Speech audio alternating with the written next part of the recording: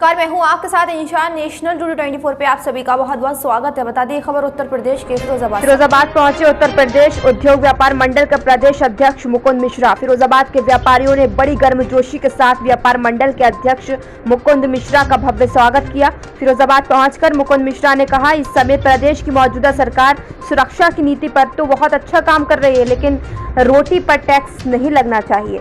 साथ ही साथ उनका कहना था कि जिस प्रकार से सरकार गरीबों की सहायता कर रही है, उनका बीमा कर रही है, उसी प्रकार प्रत्येक जीएसटी धारक व्यापारी को भी 5 लाख का बीमा देना चाहिए तथा व्यापारियों के हित को ध्यान में रखते हुए मौजूदा सरकार को कदम उठाने चाहिए, क्योंकि जब व्यापारी खुश रहेगा तभी सरकार खुश रह पाएगी, क्योंकि व्यापारी के त्याग से ही सरकार चलाई जाती है। फिरोजाबाद से ऋषि पंडित की रिपोर्ट।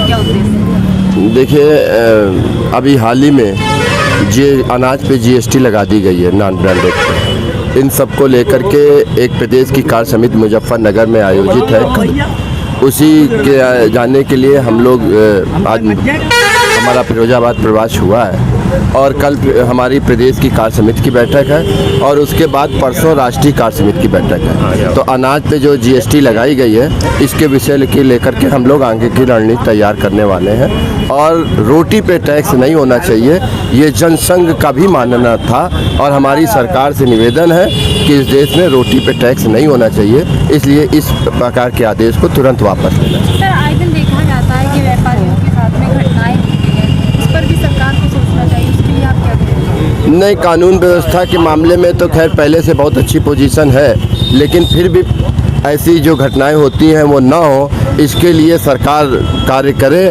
और हमारा जहां कहीं भी इस प्रकार की अगर घटनाएं होती हैं, अब अतिक्रमण अभियान को लेकर के एक बहुत बड़ा अभी अभियान चला था।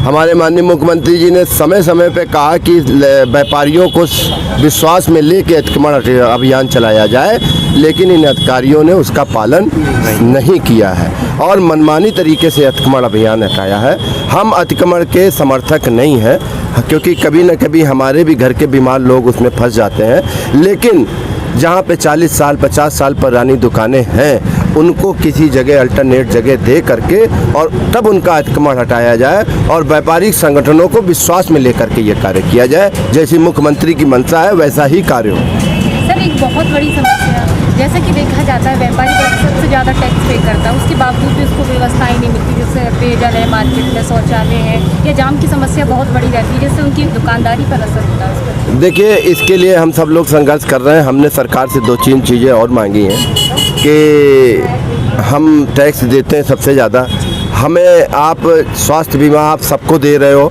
गरीबों को दे रहे हो, अच्छी बात है, लेकिन जो भी जीएसटी में रजिस्टर्ड हो उसे 5 लाख का स्वास्थ्य बीमा मिले। हमारे यहाँ आज की तारीख में अगर आग लग जाती है तो कोई सरकारी ऐसी नीति नहीं है कि हमें उसका कंपनसेशन मिले।